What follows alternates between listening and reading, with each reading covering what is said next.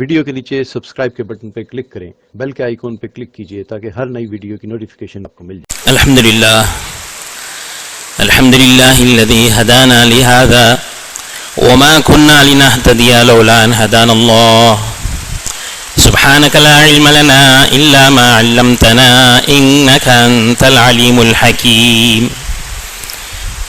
قال رب اشرح لي صدري ويسر لي أمري واحلل عقدة من لساني يفقه قولي قال الله تعالى في القرآن المجيد والفرقان الحميد أعوذ بالله من الشيطان الرجيم بسم الله الرحمن الرحيم والعصر إن الإنسان لفي خسر إلا الذين آمنوا وعملوا الصالحات وتواصوا بالحق وتواصوا بالصبر وقال النبي صلى الله عليه وسلم الدنيا مزرعة الآخرة أو كما قال عليهم الصلاة والسلام۔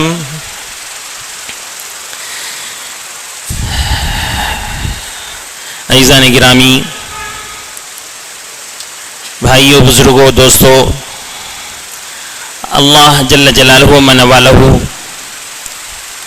اس ساری کائنات اور سارے عالم کے خالق ہیں، یعنی پیدا کرنے والے ہیں اور مالک ہیں۔ سات و زمین، سات و آسمان اللہ جل جلالہ من والہ کی ملکیت میں ہے۔ اللہ تعالیٰ اس دنیا کو اور دنیا کی ساری موجودات کو اپنی قدرت سے وجود میں لایا ہے، پیدا فرمایا ہے، اور انسانوں کو بھی اللہ تعالیٰ اس دنیا کے اندر پیدا فرمایا ہے۔ اور انسانوں کے زندگی گزارنے کے اس دنیا میں دو راستے ہیں۔ انسانوں کے اس دنیا میں زندگی گزارنے کے دو راستے ہیں۔ ایک راستہ ہے ایمان اور اعمال والا راستہ،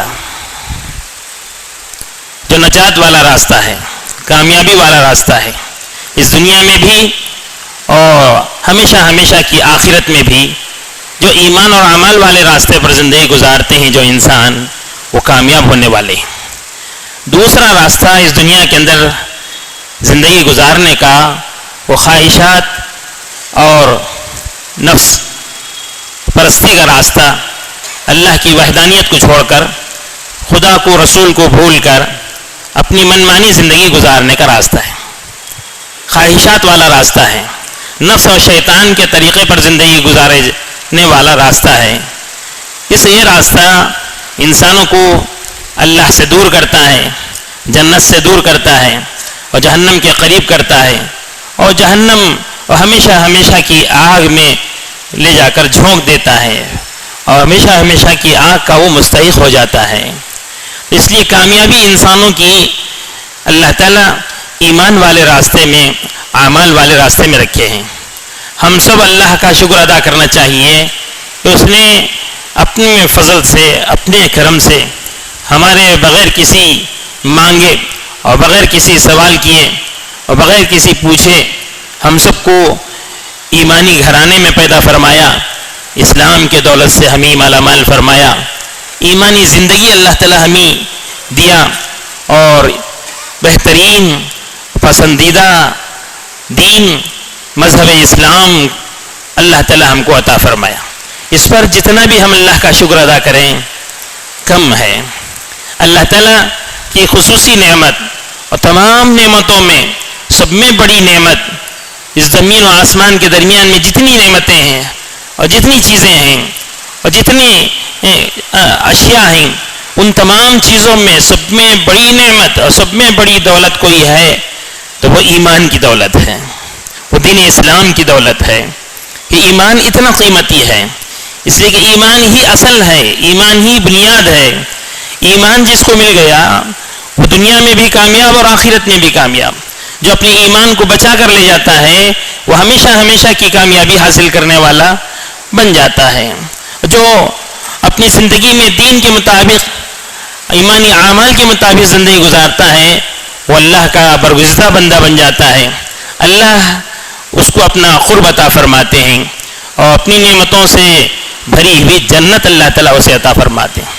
تو دوستو بزرگوں، یہ ساری دنیا، ساتوں زمین ساتوں آسمان، اور ساتوں زمین ساتوں آسمان کے درمیان میں جتنی چیزیں ہیں، یہ سب فنا ہونے کے لیے پیدا فرمایا ہے، ختم ہو جانے کے لیے پیدا فرمایا ہے. ساری کی ساری دنیا فنا کرنے کے لیے، ختم کرنے کے لیے اللہ تعالیٰ اس کو بنایا ہے. یہ دنیا ہمیشہ باقی رہنے والی نہیں ہے. یہاں کی ہر چیز فنا ہو جائے گی، ختم ہو جائے گی، لیکن انسان کو جو اللہ تعالیٰ پیدا فرمایا وہ فنا ہونے کے لیے نہیں، ختم ہونے کے لیے نہیں. ایک مرتبہ انسان اگر پیدا ہو گیا تو وہ اس دنیا کی زندگی گزار کر آخرت کی طرف منتقل ہو جاتا ہے، آخرت کی زندگی کی طرف چلا جاتا ہے. تو اس دنیا میں انسانوں کو اللہ تعالیٰ پیدا فرمایا ہے تو اپنی زندگی گزارنے کے بعد انہیں موت آتی ہے. موت کے بعد وہ آخرت کی طرف منتقل ہو جاتے ہیں.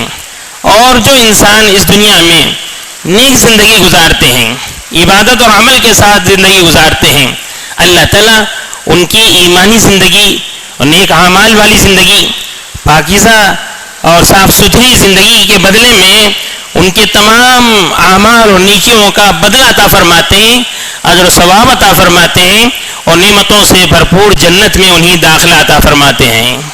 اور جو انسان اس دنیا کی زندگی میں اللہ کی نافرمانی کرتے ہوئے، اللہ کا انکار کرتے ہوئے، کفر کرتے ہوئے، یا اللہ کے ساتھ دوسرے خداؤں کو شریک ٹھہراتے ہوئے شرک میں، کفر میں اور بدعملی میں زندگی گزارتے ہیں، اللہ تعالیٰ ان نافرمانوں کے لیے آخرت میں دوزخ رکھے ہیں، اور دوزخ میں مختلف قسم کے عذابات رکھے ہیں، اور ان کے لیے سزائیں ہیں.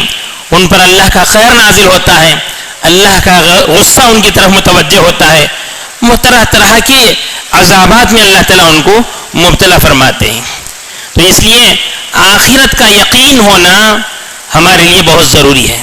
تمام مسلمان اس بات کا عقیدہ رکھتے ہیں، اس بات کا ایمان ہے تمام مسلمانوں کو کہ وہ مرنے کے بعد مٹی ہو کر ختم نہیں ہو جاتے، وہ مرنے کے بعد ایسے ہی ان کا نام و نشان نابود نہیں ہو جاتا، بلکہ اللہ تعالیٰ مرنے کے بعد قبروں سے دوبارہ اٹھائیں گے، حشر کے میدان میں ہم کو جمع کریں گے، اور پوری زندگی کا حساب کتاب ہوگا.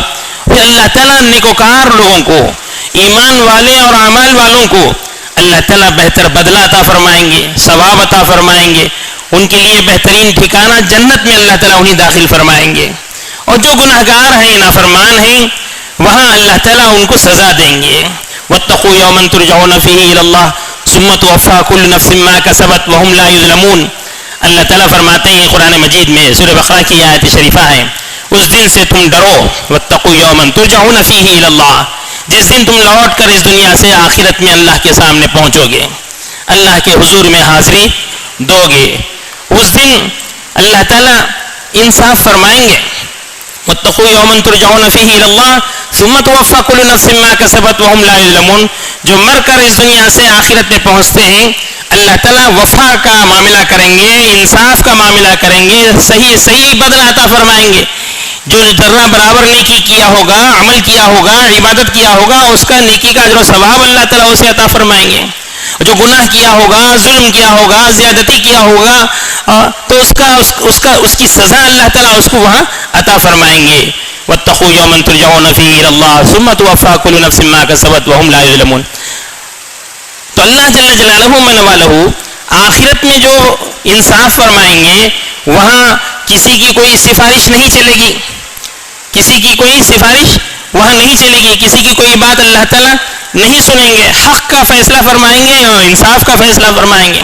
جو بھی ظلم ہوگا اور ظلم کا بدلہ دلایا جائے گا اللہ تعالیٰ کی طرف سے. یہاں دنیا کے اندر کوئی مجرم کوئی جرم کرتا ہے، جرم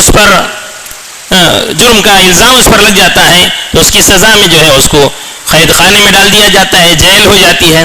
پھر کیا ہوتا ہے کہ وہ سفارشوں کے ذریعے سے، یا پیسے مال و دولت کے خرچ کرنے کے ذریعے سے، یا بڑے لوگوں کی کوششوں کے ذریعے سے وہ باہر نکل کر آ جاتا ہے، اس کو رہائی ہو جاتی ہے، اس کو معافی ہو جاتی ہے. تو دنیا کا نظام تو اس طرح ہے کہ بڑے سے بڑے مجرم کو بڑے سے بڑے قاتل کو، بڑے سے بڑے نافرمان کو سفارشوں کے ذریعے سے یا پیسے اور مال اور زر کے بل بوتے پر یا مختلف قسم کے ریکمنڈیشنوں کے ذریعے سے اس کو آزادی مل جاتی ہے، آزاد کرا لیا جاتا ہے. لیکن آخرت میں ایسا نہیں چلے گا. اللہ کے پاس ایسا نہیں ہوگا. وہاں سفارشیں اللہ تعالیٰ کے پاس قبول نہیں ہوں گی. وہاں کوئی کسی کے کام نہیں آئے گا. کسی کی بات اللہ تعالیٰ وہاں قبول نہیں کریں گے. کسی کی ہمت نہیں ہوگی وہاں جا کر اللہ کے سامنے اس مجرم کو چھٹکارا دلائے، اس کو اس عذاب سے باہر نکالے، اس کی اللہ کی گرفت اور اللہ کی پکڑ سے چھڑائے. تو اس لیے اس دن سے ڈرنا چاہیے. واتقوا یوما لا ترجعون فیہ الی اللہ. تو اللہ تعالیٰ اس آیت میں فرما رہے ہیں اس دن سے ڈرو، اس دن سے اللہ کا خوف اپنے دلوں میں پیدا کرو. یا ایھا الناس اتقوا ربکم واخشوا یوما لا یجزی الا والد وولدہ. کہ اللہ تعالیٰ اس آیت میں فرماتے ہیں اے لوگوں اس دن سے ڈرو جس دن باپ کے لیے بیٹا کام نہیں آئے گا، بیٹے کے لیے باپ کام نہیں آئے گا. دنیا میں باپ اور بیٹے کا کتنا قریبی رشتہ ہے، کتنا قریبی تعلق ہے.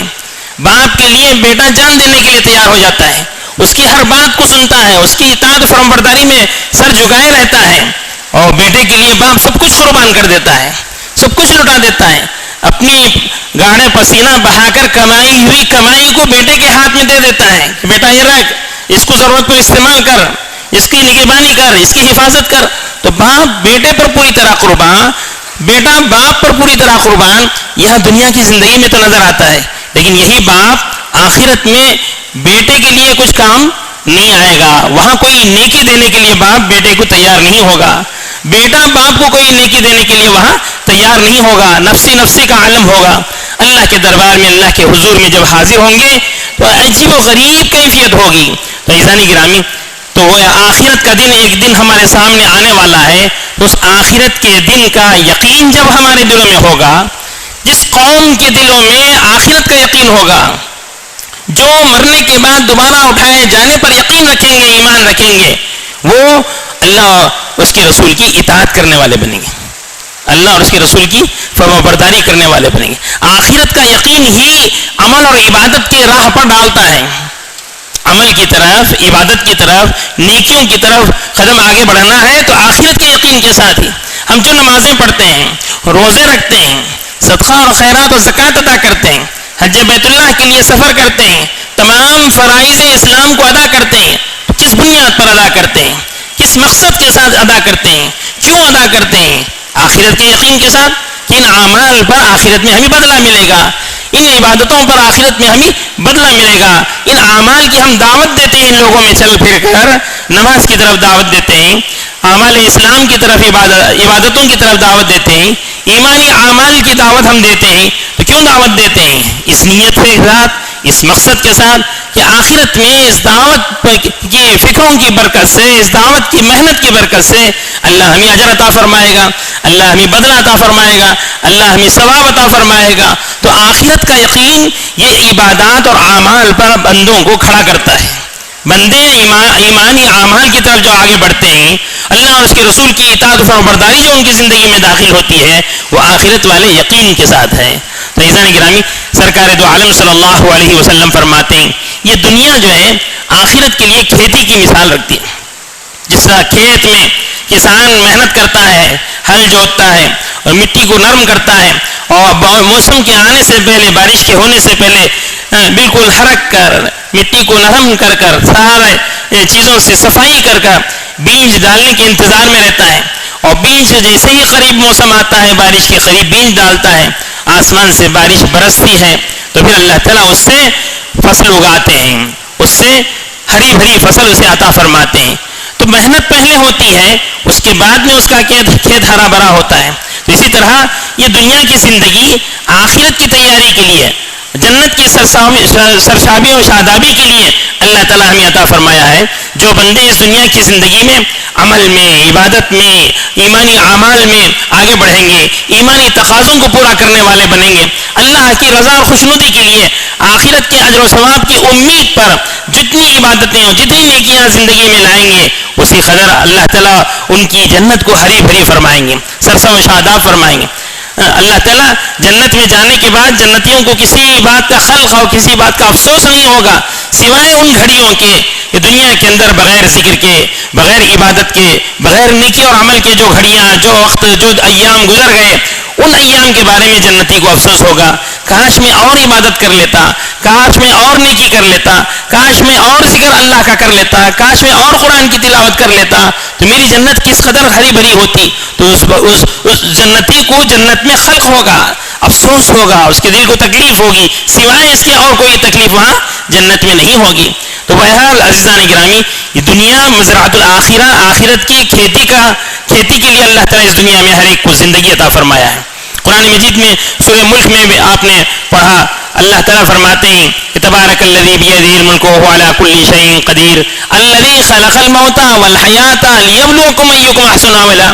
خدا کی وہ ذات ہے جو موت کو بھی پیدا فرمایا اور زندگی کو بھی پیدا فرمایا، اور زندگی کے بعد میں موت کی جو مرحلہ رکھا ہے، یہ کس لیے رکھا ہے؟ ہمیشہ ہم کو ایسا ہی زندہ چھوڑ دیتا، ہمیشہ زندہ رہتے ہم، اللہ کے لیے کیا مشکل تھا کہ ہمیشہ جیتے رہ جاتے، ہمیشہ اس دنیا میں باقی رہ جاتے، ہو سکتا تھا، لیکن اللہ ایسا نہیں رکھا۔ ہمیشہ جینے کے لیے، ہمیشہ زندہ رہنے کے لیے یہاں پیدا نہیں کیا۔ یہاں جو ہم کو پیدا کیا ہے، اس زندگی کے بعد میں موت بھی رکھا ہے۔ ہمارے اس زندگی گزرنے کے بعد ایک دن ہمارے سامنے موت آئے گی، موت کے مرحلے کے بعد ہم آخرت میں قدم ڈالیں گے، آخرت میں پہنچیں گے۔ تو زندگی کے ساتھ موت رکھنے کا فلسفہ اور حکمت اور اللہ کی مصلحت کیا ہے کہ کون تم میں سے اچھے عمل کر آتے ہیں اور کون برے عمل کر آتے ہیں، یہ دیکھنے کے لیے اللہ تعالیٰ یہاں آزاد چھوڑ دیا ہے، اور کچھ نہ کچھ اختیار بھی ہمیں عطا فرمایا ہے۔ جو اختیار اللہ تعالیٰ ہم کو دیا ہے، کہ جیسا کہ شروع میں کہا کہ دو راستے انسانوں کے سامنے ہیں، ایک نیکی کا راستہ، ایمان اور اعمال والا راستہ، ایک گناہوں اور برائیوں والا راستہ، نفس اور شیطان کے تقاضوں پر اپنی زندگی گزارنے کا راستہ۔ یہ دونوں راستے کھلے ہوئے ہیں۔ جو آدمی نیکی کی طرف قدم بڑھاتا ہے، اللہ اسے نیکی آسان فرما دیتے ہیں، جو گناہوں کی طرف قدم بڑھاتا ہے، اللہ اسے گناہ آسان فرما دیتے ہیں، نافرمانی آسان فرما دیتے ہیں۔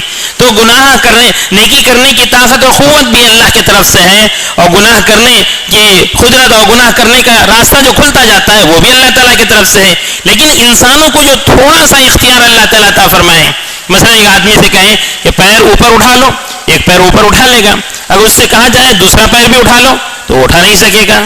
تو ادھورا اختیار، تھوڑا سا اختیار اور ارادے کی جو قوت اللہ تعالیٰ دل میں ہر انسان کے رکھے ہیں، یہ تھوڑا سا اختیار جو عطا فرمائے ہیں، اس اختیار کو استعمال کرتے ہوئے بندے جو نیکی کے راستے پر اپنے آپ کو ڈالتے ہیں، نیکی اور عبادت اور عمل کی طرف جاتے ہیں، مجاہدے اور قربانی کے ساتھ، نفس کشی کے ساتھ، شیطان کو اپنا دشمن سمجھتے ہوئے اپنے آپ کو اللہ اور اس کے رسول کے احکامات پر اب زندگی چلاتے ہیں، زندگی ڈھالتے ہیں، اللہ انہیں کامیاب کرتے ہیں۔ اللہ کے رسول صلی اللہ علیہ وسلم، صحابہ اکرام رضوان اللہ تعالیٰ عنہ اجمعین جو اس دنیا میں تشریف لائے، امت کے لیے اور قیامت تک آنے والے انسانوں کے لیے ساری چیزیں بتلا کر گئے ہیں۔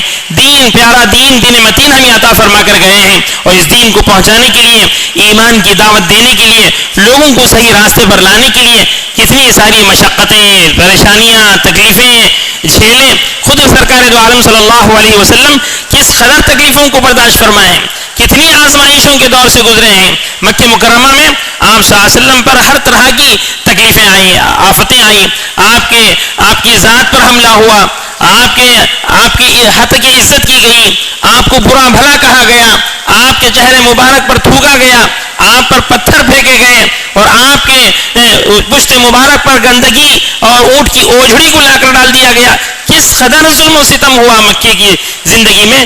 حضور صلی اللہ علیہ وسلم اور صحابہ بڑی مجبوری کی زندگی گزارے، بڑی مظلومانہ زندگی وہاں گزری۔ مکے کے 13 سال یہ تا قیامت تک آنے والے انسانوں کے لیے اس میں سبق ہے، اس میں بہت بڑے اشارے ہیں، اس میں بہت بڑی مثالیں ہیں ہمارے سامنے کہ سرکار دو عالم صلی اللہ علیہ وسلم مکے کی 13 سالہ زندگی میں جو عمل اور عبادت کیے وہ یہی تھی۔ وہی کے ابتدائی دور میں حضور صلی اللہ علیہ وسلم غار ہرا کی طرف جایا کرتے تھے۔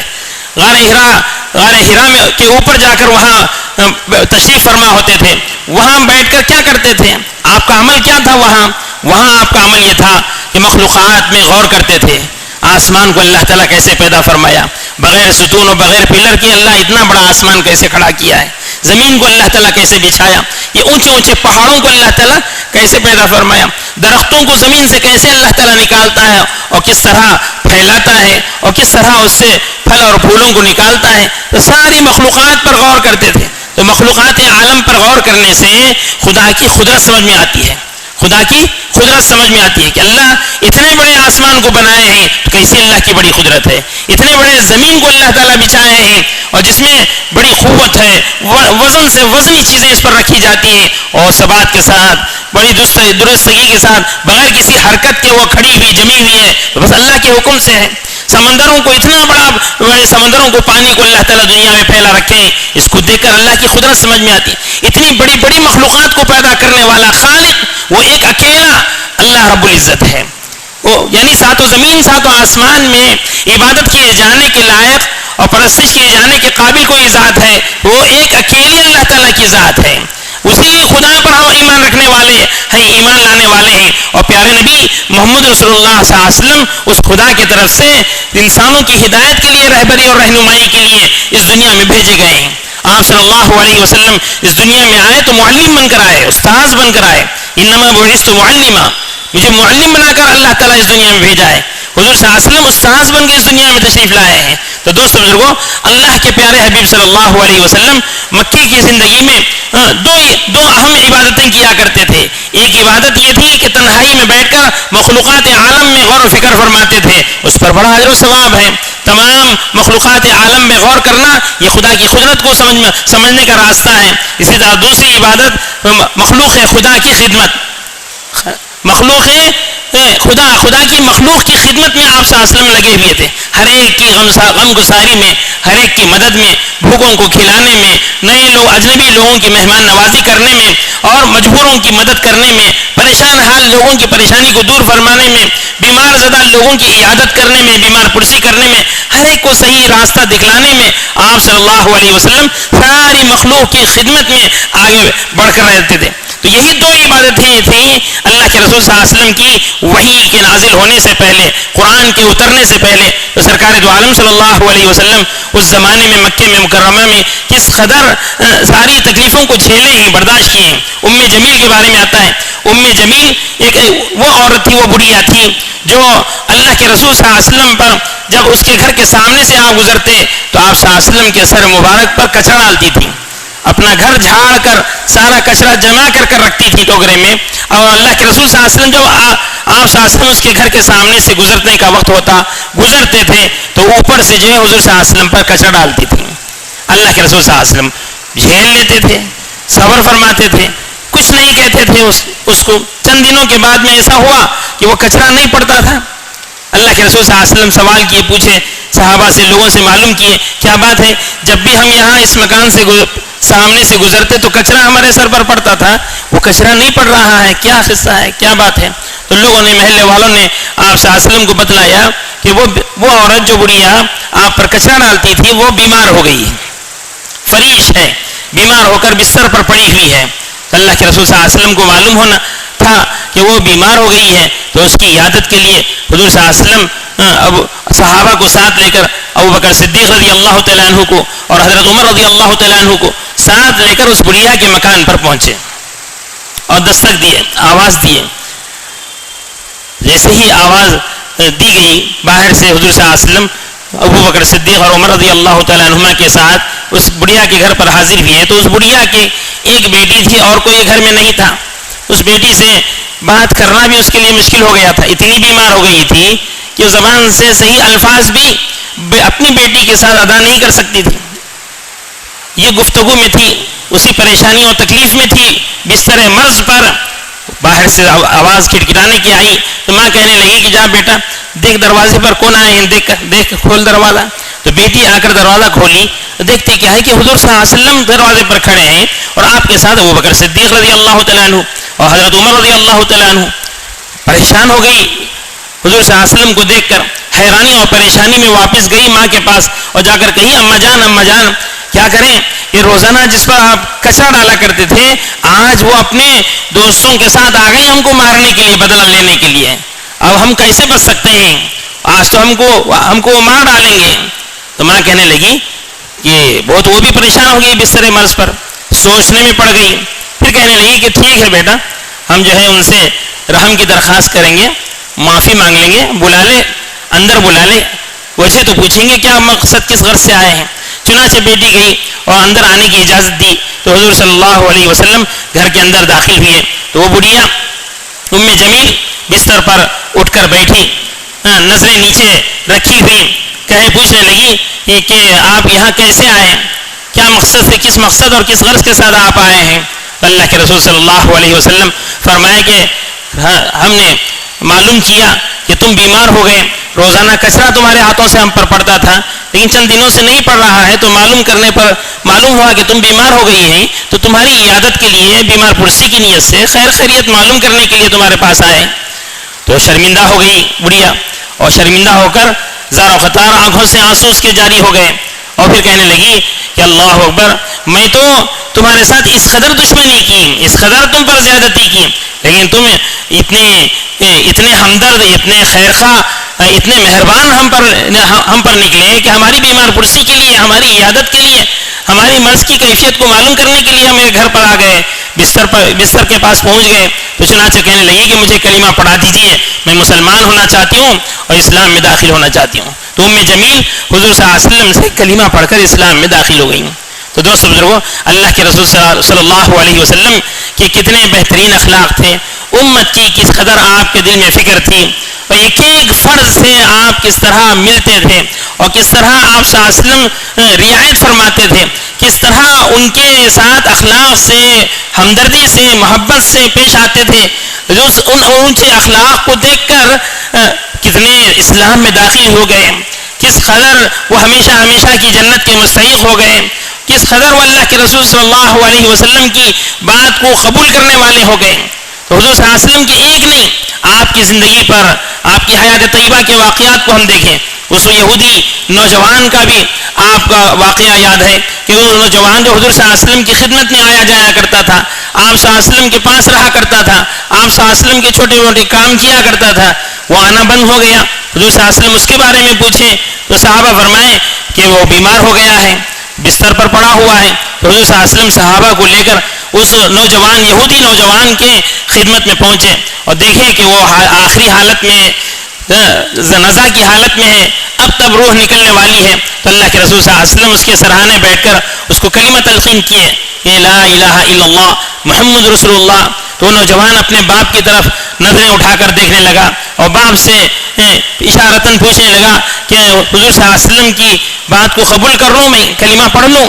تو اس کے باپ کہنے لگے کہ بیٹا, محمد صلی اللہ علیہ وسلم ہمیشہ تیری خیر خواہی چاہیں, ہمیشہ تیرے ساتھ ہمدردی اور محبت سے پیش آئے ہیں, اور ہمیشہ تیری بھلائی چاہیں, تیری برائی کبھی نہیں چاہے. بہتر ہے ان کی بات کو مان لے, قبول کر لے, میں اجازت دیتا ہوں. تو چنانچہ باپ کی طرف سے جب اجازت ملی, اشارہ ہوا, تو فوری وہ کلمہ لا الہ الا اللہ محمد رسول اللہ پڑھ لیا اور اسلام میں داخل ہو گیا, اور اس کی روح پرواز کر گئی.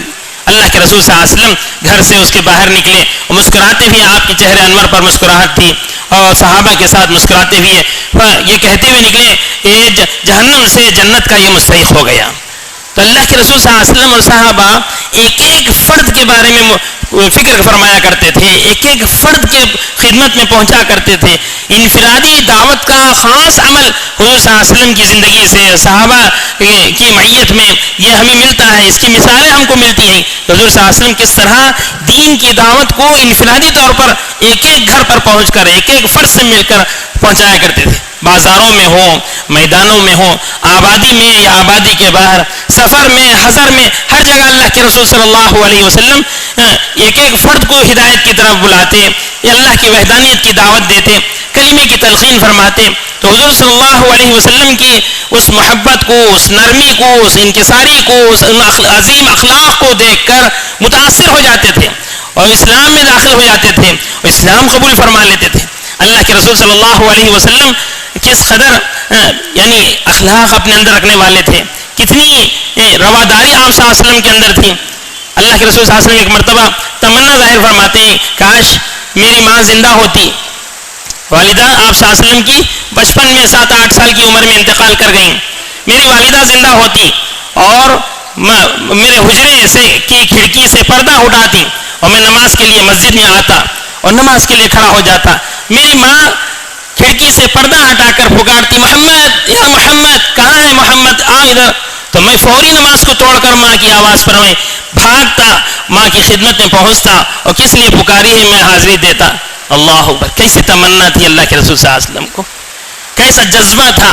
والدہ کی اطاعت کا جذبہ کا اظہار فرما رہے ہیں, امت کو یہ سبق دے رہے ہیں کہ ہم ماں باپ کی کیسی خدمت کرنا چاہیے, ان کو کیسے راضی کرنا چاہیے, ان کی ایک آواز پر کس طرح دوڑ پڑنا چاہیے, کس طرح ان کی ضرورتوں کو پورا کرنا چاہیے. اللہ کے رسول صلی اللہ علیہ وسلم تمنا ظاہر فرما رہے ہیں. میری ماں زندہ ہوتی مجھے پکارتی تو میں فوری نماز کو توڑ کر چھوڑ کر بھاگتا ماں کی آواز کی طرف, ماں کی ضرورت کو پورا کرنے کے لیے. عزیزان گرامی, اللہ کے رسول صلی اللہ علیہ وسلم امت کو کیسے بہترین اعمال کا سبق عطا فرمائے ہیں, کیسے بہترین چیزیں ہمیں سکھائے ہیں. دین اسلام میں کیسے بہترین اعمال ہمارے لیے بتا کر گئے ہیں. لقد کان لکم فی رسول اللہ اسوۃ حسنہ. قرآن کہتا ہے کہ تحقیق کے رسول اللہ صلی اللہ علیہ وسلم کی زندگی میں بہترین نمونے ہیں, بہترین نمونے ہیں آپ صلی اللہ علیہ وسلم کی زندگی میں.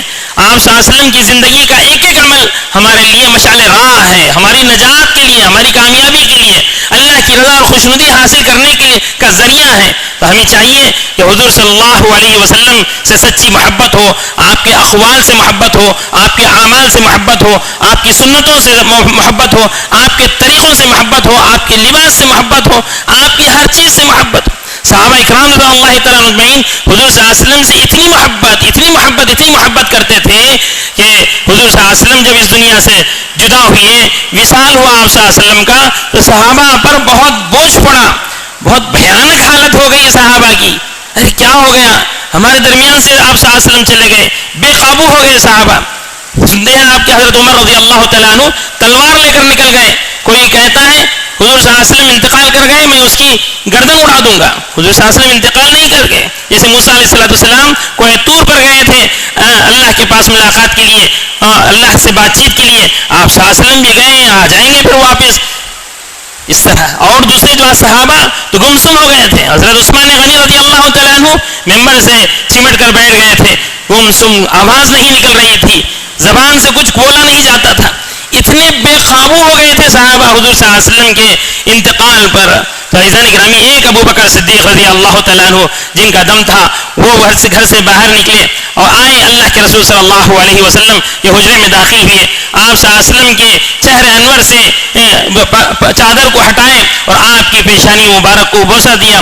اور حضرت ابو بکر صدیق رضی اللہ تعالیٰ عنہ فرمانے لگے, یا رسول اللہ صلی اللہ علیہ وسلم, آپ پر دو موتیں کبھی جبا نہیں ہوں گی, وہ مقدر تھی, وہ موت آ گئی, اور اس کے بعد آپ پر کوئی موت نہیں ہے, آپ ہمیشہ ہمیشہ باحیات ہیں, ہمیشہ ہمیشہ کے لیے زندہ ہیں. پھر اس کے بعد مسجد میں تشریف لائے, مسجد نبوی میں ممبر پر کھڑے ہو کر خطبہ دیے اور صحابہ کے سامنے سورہ یہ آیتیں پڑھنا شروع کیے کہ وما محمد الا رسول قد خلت من قبلہ الرسل.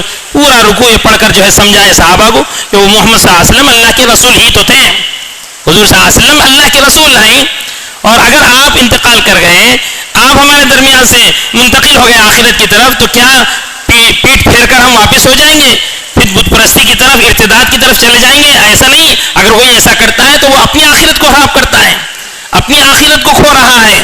اصل تو حقیقت یہ ہے کہ وہ اللہ کی طرف متوجہ ہو, اللہ پر ایمان رکھیں, اپنی آخرت کے یقین کو مضبوط کریں. پھر جب صحابہ کے سامنے قرآن کی آیتیں پڑھ کر تقریر فرمائے ابو بکر صدیق رضی اللہ تعالیٰ عنہ, تو صحابہ کو ہوش آیا. واقعتاً بالکل سچ بات ہے, اس میں تو قرآن میں پہلے ہی آیتیں نازل ہو گئی ہیں, سمجھ میں آ گئی, صحابہ سنبھل گئے, سدھر گئے.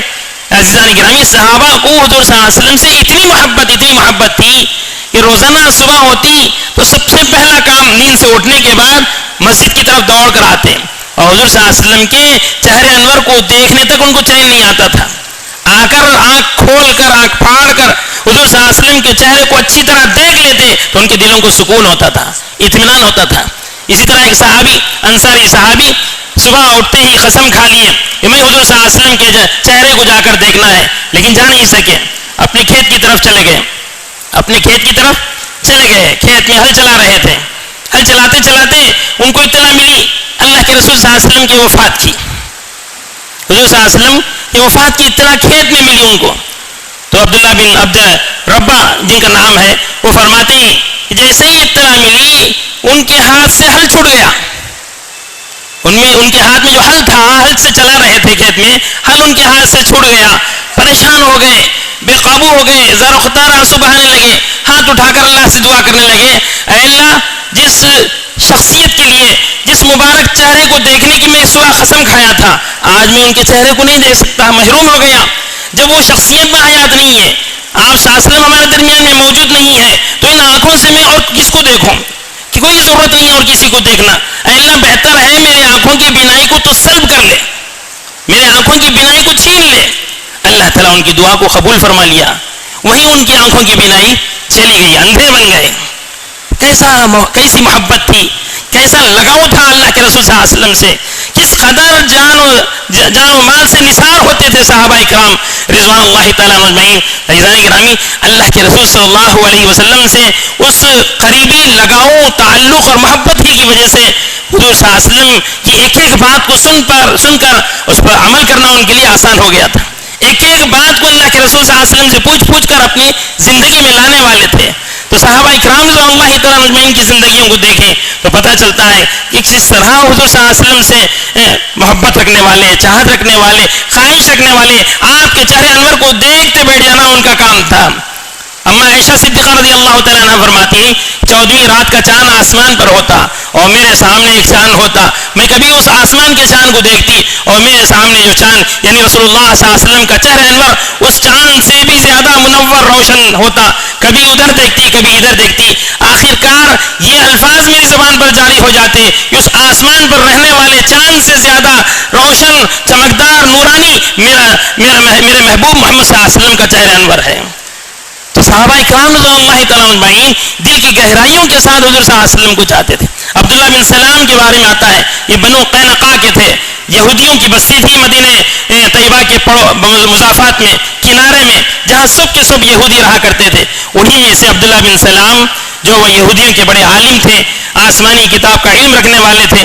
عبداللہ بن سلام ایک مرتبہ اللہ کے رسول صلی اللہ علیہ وسلم کی خدمت میں آئے, سب سے پہلی مرتبہ تو آنکھ کھول کر دیکھتے ہی رہ گئے, اپنے پلکوں کو مارے بغیر حضور صلی اللہ علیہ وسلم کے چہرے کو دیکھتے ہی دیکھتے رہ گئے. بہت دیر تک حضور صلی اللہ علیہ وسلم کے چہرے کو دیکھتے رہے.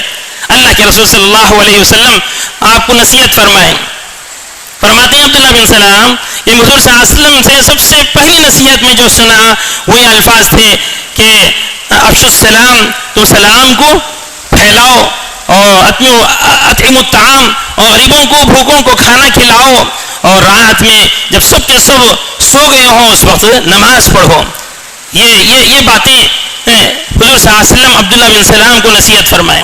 تو فرماتے ہیں سب سے پہلے جملے حضور صلی اللہ علیہ وسلم سے میں جو سنا یہ الفاظ تھے, سلام خوب کرو, سلام خوب پھیلاؤ, جانے پہچانے یا انجانے سب کو سلام کیا کرو, اور بھوکوں کو کھانا کھلایا کرو, کھانا کھلانے کی عادت ڈالو. اور رات میں سب کے سب سو جاتے ہیں, سب کے سب نیند میں رہتے ہیں, سو جاتے ہیں. اس سب کے سب سونے اور نیند میں رہنے اور غفلت میں رہنے کی حالت میں تم کھڑے ہو جاؤ اللہ کے سامنے اور عبادت کرو, نماز پڑھو. رات کی تنہائی میں, رات کی تاریکی میں اللہ کے سامنے کھڑے ہو کر عبادت کرو. تو حضرت عبداللہ بن سلام فرماتے ہیں اللہ کے رسول صلی اللہ علیہ وسلم سے یہ مبارک باتیں سن کر میں آپ صلی اللہ علیہ وسلم پر ایمان لایا, اسلام قبول کر لیا, مسلمان ہو گیا. اور پھر حضور صلی اللہ علیہ وسلم سے درخواست کرنے لگا یا رسول اللہ صلی اللہ علیہ وسلم, میرے خاندان کے, میرے گاؤں کے سب لوگ یہودی ہیں, اور یہودی جو ہیں بہت جھوٹے ہیں. یہودی میری قوم جو ہے جھوٹ بولتی ہے ہر چیز پر, ہر بات پر. آپ برائے کرم میرے اسلام قبول کرنے کا ذکر ان کے سامنے مت کیجیے, میرے قبیلے اور خاندان والوں کے سامنے مت کیجیے. پہلے ان کو بلائیے, اپنے پاس ان سب کو بلائیے, اس کے بعد میرے بارے میں ان سے پوچھیے کیا خیال کا اظہار کرتے ہیں, دیکھیے. تو اللہ کے رسول صلی اللہ علیہ وسلم بنو قینقاع کے تمام لوگوں کو, جماعت کو بلا بھیجیں. اور بنو قینقاع جو یہودی قوم تھی, سب کے سب بنو قینقاع کے یہودی لوگ تھے, وہ حضور صلی اللہ علیہ وسلم کے بلانے پر آپ صلی اللہ علیہ وسلم کی خدمت میں آئے. آنے کے بعد اللہ کے رسول صلی اللہ علیہ وسلم ان سے پوچھے کہ عبداللہ بن سلام کے بارے میں تم لوگ کیا کہتے ہو, کیا ارادہ ہے, کیا رائے ہے تم لوگوں کی عبداللہ بن سلام کے بارے میں. تو کہنے لگے کہ بہت اچھا آدمی ہے, بہت بڑا علم والا ہے, ہم سب میں زیادہ علم والا ہے, اس کے باپ بھی بڑی فضیلت والے افضل آدمی ہے, بہت اچھا آدمی ہے, وہ بھی اچھا ہے, اس کے باپ بھی بہت نیک ہے, بہت اچھے ہیں, اور بہت علم میں سب میں زیادہ علم رکھنے والا ہے, تعریف کریں. حضور صلی اللہ علیہ وسلم ایک بار نہیں, دو بار نہیں, 3 مرتبہ ریپیٹ کیے, بار بار پوچھے کہ عبداللہ بن سلام کے بارے میں بولو, کیا ہے تم لوگوں کی, کیا رائے ہے, تمہاری کیا ہے, تمہاری کیا. سب کے سب ایک آواز ہو کر بولے وہ بہت اچھے ہیں اور بہت علم والے ہیں, بہت فضیلت والے ہیں. عبداللہ بن سلام چھپے ہوئے تھے دیوار کے پیچھے, ساری باتوں کو سن لیے اور فوری سامنے آ گئے, حاضر ہو گئے حضور صلی اللہ علیہ وسلم کی خدمت میں, اور حاضر ہو کر کہنے لگے اشہد ان لا الہ الا اللہ واشہد ان محمد عبدہ ورسولہ. جیسے ہی عبداللہ بن سلام حاضر ہو کر حضور صلی اللہ علیہ وسلم کی خدمت میں کلمے کی شہادت دیے, اپنے اسلام اور ایمان کے لانے کا اعلان فرمائے, سب کے سب قوم جو ہے بہت برا آدمی ہے, یہ بہت بیکار آدمی ہے, بہت خراب آدمی ہے بولنا شروع کرے. ان کے خاندان کے قبیلے کے لوگ, ان کے گاؤں کے, ان کی کالونی کے لوگ سب جو ہے ان کے بارے میں برائی کرنے لگے. تو بات کھل کر آ گئی, جو بات عبداللہ بن سلام حضور صلی اللہ علیہ وسلم سے کہے تھے کہ میری قوم جھوٹی ہے, پہلے اقرار کر لیے کہ بہت اچھے, علم میں افضل اور اخلاق میں اعلیٰ, سب کہے, لیکن جیسے ہی اسلام قبول کیے سب کے سب ریورس ہو گئے, برائی بیان کرنا شروع کر دیے. تو عزیزان گرامی, عبداللہ بن سلام رضی اللہ تعالیٰ عنہ جو یہودیوں کے بڑے عالم تھے, لیکن اسلام قبول کرنے پر اللہ کے رسول صلی اللہ علیہ وسلم فرمائے کہ ان کو دگنا اجر ہے, ان کو ڈبل ثواب ہے, اسلام قبول کرنے پر دگنا اجر ان کو ملے گا.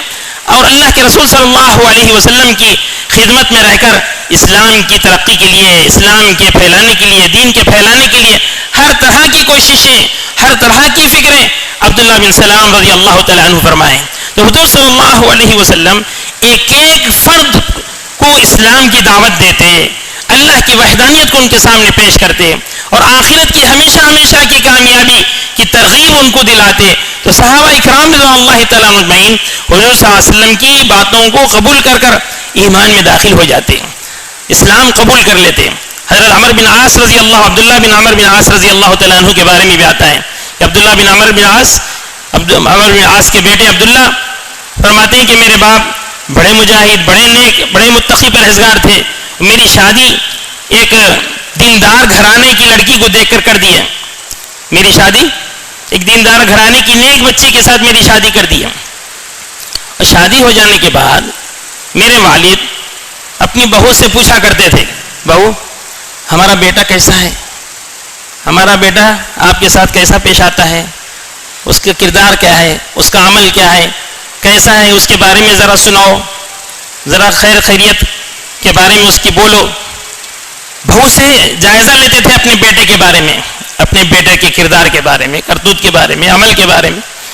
تو ان کی بہو جو بہت نیک صفت تھی وہ کہنے لگی کہ بہت اچھے ہیں عبداللہ, بہت دیندار ہیں, بہت اخلاق والے ہیں, بہت اچھے ہیں, بہت نیک ہیں, لیکن بات یہ ہے کہ وہ ہمیشہ عبادت ہی میں لگے رہتے ہیں, ہمیشہ تلاوت ہی میں لگے رہتے ہیں, وہ کوئی خیر خیریت دریافت نہیں کرتے, قریب نہیں آتے. تو یہ بات سن کر بڑا افسوس ہوا, بڑا خلق ہوا باپ کو, عمر بن عاص رضی اللہ تعالیٰ عنہ.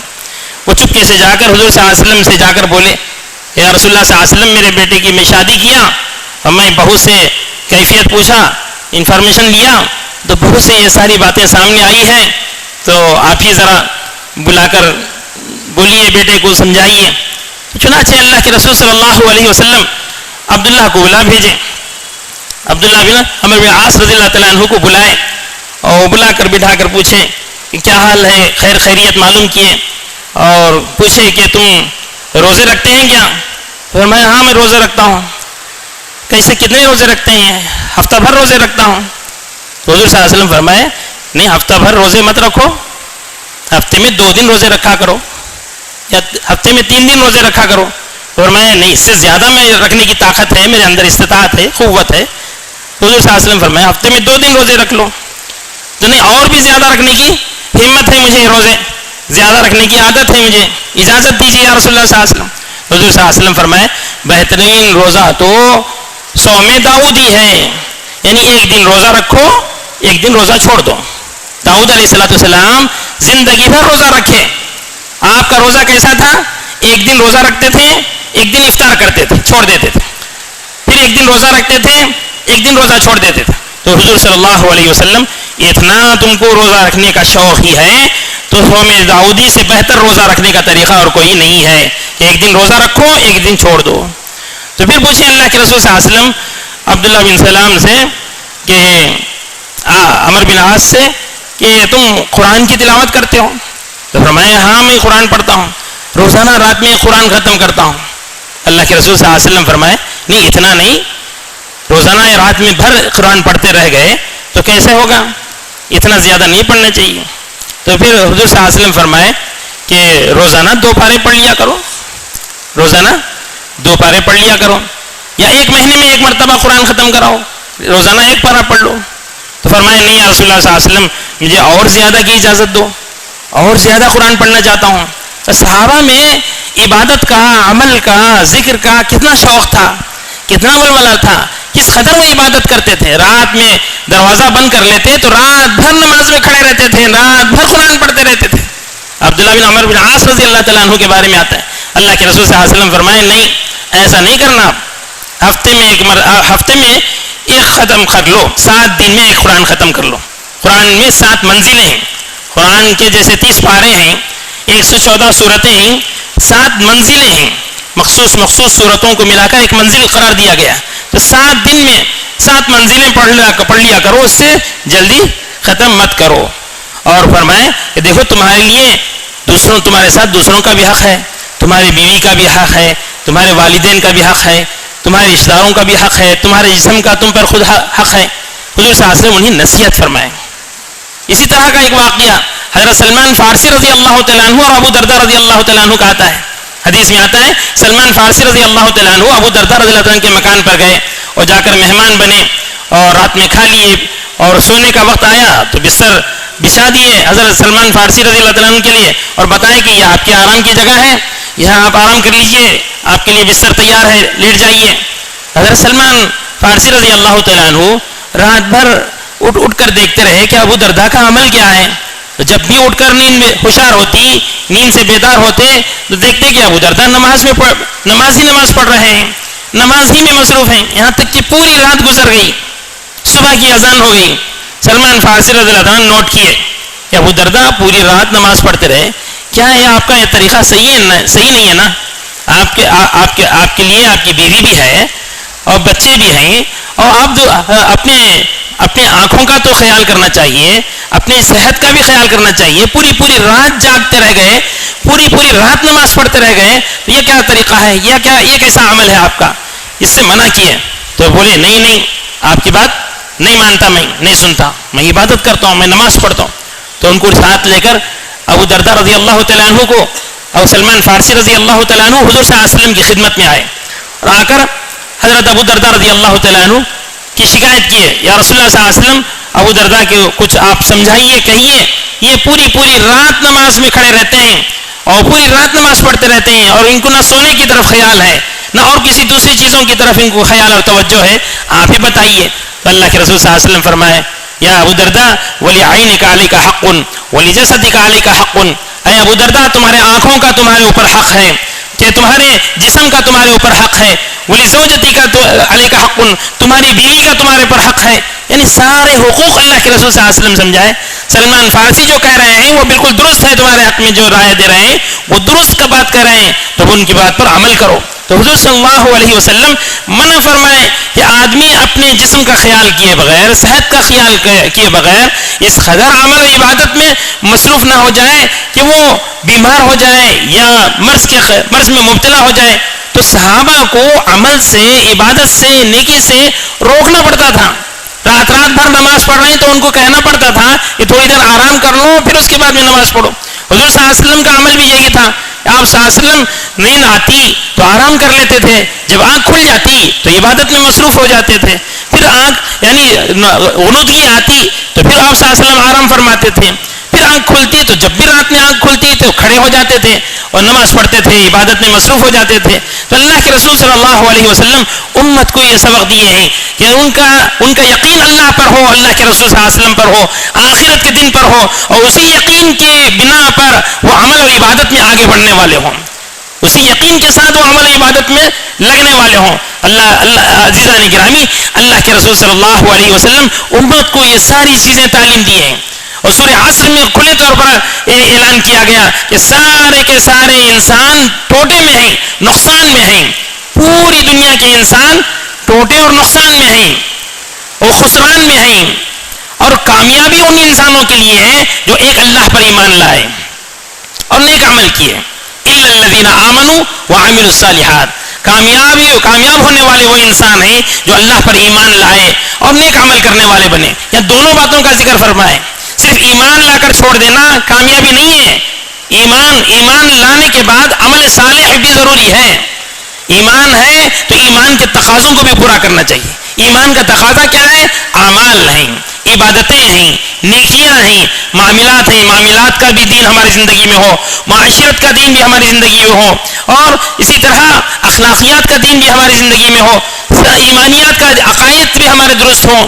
عقائد اگر درست ہیں تو پھر سارے کے سارے اعمال قابل قبول ہیں. اگر عقائد ہمارے درست نہیں ہیں, ایمان اور عقائد ہمارا درست نہیں ہے, ٹھیک نہیں ہے, تو پھر اعمال پر بھی کوئی اجر و ثواب نہیں ملے گا. تو یہ بنیادی چیزیں ہیں, ان چیزوں کو اپنی زندگی میں لا کر ہم اپنی زندگی کو صحیح گزارنے والے بننا ہے.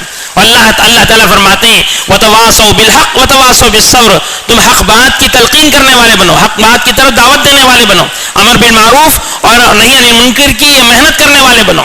اللہ کا فرمان ہے المؤمنون والمؤمنات بعضهم اولیاء بعض, مومن مرد آپس میں بھائی ہیں, مومن عورتیں آپس میں بہنیں ہیں. عورتوں کو چاہیے, ایمان والی عورتوں کو چاہیے اپنی بہنوں کو دین کی دعوت دیں, دین کو سمجھائیں, امر بالمعروف اور نہی عن المنکر کا کام ان کے درمیان میں کریں. مردوں کو چاہیے کہ آپس میں نیکی کا حکم کرنے والے بنے, برائیوں سے روکنے والے بنے, دین کی طرف دعوت دینے والے بنے, اعمال کی دعوت دینے والے بنے. تو عزیزان گرامی, اعمال, عبادتوں اور نیکیوں کو جس طرح اپنی زندگی میں لانا ہے, اسی طرح ان اعمال و عبادتوں اور نیکیوں کو دوسروں تک دعوت کے ذریعے سے پہنچانا بھی ہے. دین کی اس محنت کو عام کرنا ہے. اللہ کے رسول صلی اللہ علیہ وسلم کی زندگی کیا تھی؟ وہ اعمال دعوت ہی تھی. حضور صلی اللہ علیہ وسلم 13 سال مکہ مکرمہ میں اور 10 سال مدینہ منورہ میں جو محنت کیے ہیں, وہ ایمان کی دعوت, اعمال کی دعوت, ساری چیزیں امت کے سامنے پہنچائے ہیں. جیسا کہ کہا گیا کہ نماز فرض ہوئی تو 2 دن میں فرض ہو گئی. پہلے دن ابتدائی اوقات میں آ کر جبرائیل علیہ السلام نمازیں پڑھ کر بتلائے, دوسرے دن آخری اوقات میں نمازیں پڑھ کر بتلائے. روزہ فرض ہوا تو ایک قرآن میں آیت نازل ہو گئی, حضور صلی اللہ علیہ وسلم صحابہ میں اعلان کر دیے کہ روزے فرض ہو گئے, کل سے روزے رکھنا شروع کرو, سحری کر لو. زکوٰۃ کا حکم قرآن میں آیا, صحابہ میں اعلان ہوا, اپنے مالوں کی زکوٰۃ نکالنا شروع کر دیے. حج کا حکم قرآن میں آیا, اللہ کے رسول صلی اللہ علیہ وسلم تمام صحابہ کو ساتھ لے کر تمام قریوں میں, منڈلوں میں, دیہاتوں میں سب جگہ اعلان کروا کر سب صحابہ کو, مسلمانوں کو ساتھ لے کر مکہ مکرمہ کی طرف گئے. اور 5 دن میں حج کے ارکان, حج کے مناسک بتا دیے صحابہ کو کہ حج یہ ہے, حج اس طرح کیا جاتا ہے, حج کے اعمال ایسے ہیں, حج کے مناسک یہ ہیں. حضور صلی اللہ علیہ وسلم 5 دن میں حج سکھا دیے, نماز 2 دن میں بتلا دیے. جیسے ہی روزے اور زکوٰۃ کا حکم آیا اعلان کروا دیے, اور ساتھ جا کر اللہ کے رسول صلی اللہ علیہ وسلم 5 دن میں حج کا پورا طریقہ امت کو سکھا دیے. تو پھر باقی ساری زندگی کیا کی ہے حضور صلی اللہ علیہ وسلم؟ 23 سال اللہ کے رسول صلی اللہ علیہ وسلم کی کیا ہوئی ہے؟ وحی کے نازل ہونے کے بعد سے مدینے کے 10 سال میں آپ صلی اللہ علیہ وسلم کیا بتلائے؟ تو یہی تو بتلائے ایک نمازی کیسے زندگی گزارنا, یہ 23 سال بتلائے. ایک روزے دار کیسے, ایک صائم اس کی زندگی کیسے گزارنا چاہیے, یہ 23 سال بتلاتے رہے. ایک مالدار مال کی زکوٰۃ نکالتے ہوئے, صدقات و خیرات کرتے ہوئے کیسے اس کی زندگی گزارنا ہے, یہ 23 سال بتلاتے رہے. ایک حاجی اس کی زندگی کیسے گزارنا چاہیے, حاجی کی زندگی میں کیا کیا باتیں ہونی چاہیے, حضور صلی اللہ علیہ وسلم 23 سال بتلاتے رہے.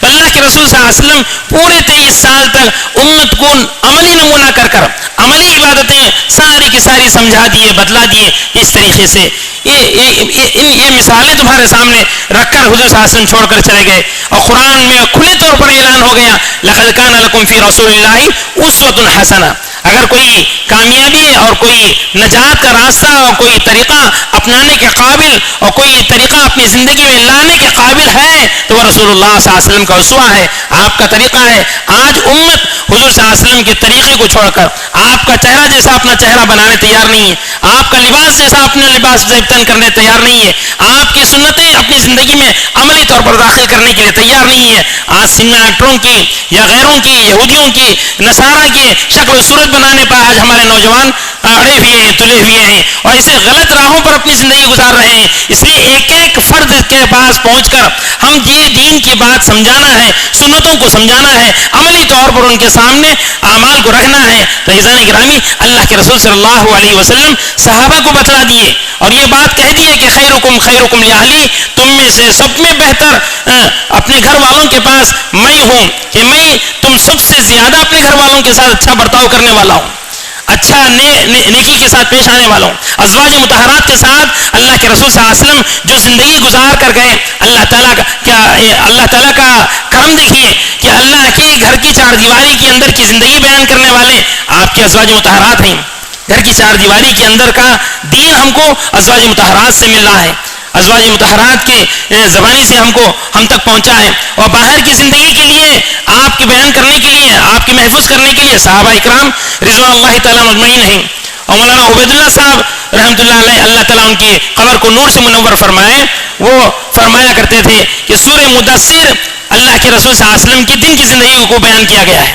دن میں آپ صلی اللہ علیہ وسلم کی محنت کیسی تھی. یا ایھا المدثر قم فانذر وربک فکبر، اے چادر اوڑھنے والے اٹھیے، قم فانذر، اٹھیے اور قوم کو ڈرائیے، قوم کو ڈرائیے آخرت کے خوف سے، جہنم کے عذاب سے اور اللہ کی گرفت اور اللہ کی پکڑ سے ڈرائیے، قوم کو سمجھائیے اور ہدایت کی طرف بلائیے. وربک فکبر، تمہارا رب بہت بڑا ہے، بہت عزت والا ہے، عظمت والا ہے، رحمت والا ہے اور سب میں اعلیٰ ہے، سب میں عرفہ ہے. اللہ کی بلندی، اللہ کی کبریائی، اللہ کی بڑائی کو لوگوں کے سامنے آپ صلی اللہ علیہ وسلم دن بھر بیان فرماتے تھے.